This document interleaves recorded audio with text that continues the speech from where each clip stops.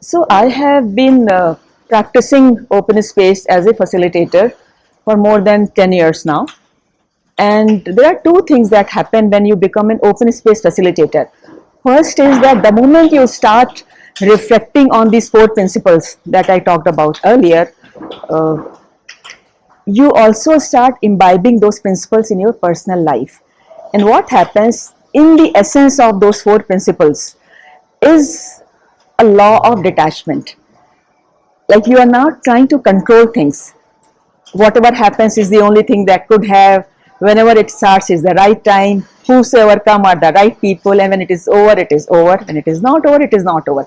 Just imagine these four principles. If you are adopting this in your own life about various things, about your professional life, about your relationship, it gives you a sense of detachment, and it helps you to move away from trying to control things, because oftentimes human beings try to control things, and if they are not in control and if they cannot control certain things, they feel really frustrated, they feel stressed out, and a lot of energy is wasted in that, which can otherwise be utilized in some creative pursuit.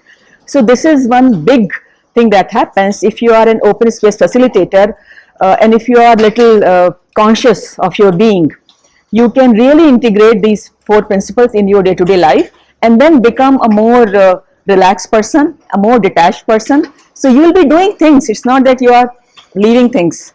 You will be doing things, but in a very detached manner, not try to control everything, not in that state. So it's a very, very empowering thing that happens as part of open space. And then work-wise also, because when we are in a work situation, we have to work with teams, and there are different kind of people. Every human being is a unique, every team person is a unique person. So if you are applying these four principles in work situation also, you are creating a lot of ease amongst your team members. They will deliver, but you are not stressed about trying to control. Having said all of this in terms of personal life growth that happens by applying these principles, as well as what happens in professional situations, I would also like to underline here that it doesn't mean that you do not have to do your bit. Like for example, I did my 100% in terms of preparation, whether it is preparation of the charts, of the agenda wall, or the room setup. And after that, the moment I opened the space, I let it go. I did not try to control anything. And believe me, the way things unfold, it feels like a miracle is happening, because even though I am not trying to control the time and various time slots, everything happens organically in a beautiful manner, as if some higher power is orchestrating the whole space. So you are allowing other forces also to play their role along with the people who are part of the process.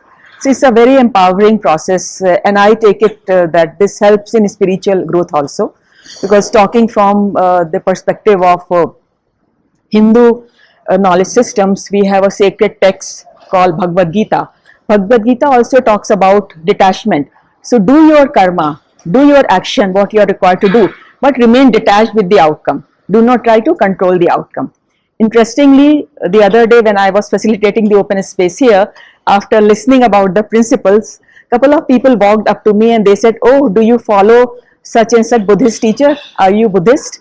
Because the principles that you are talking about are very much from Buddhist teachings."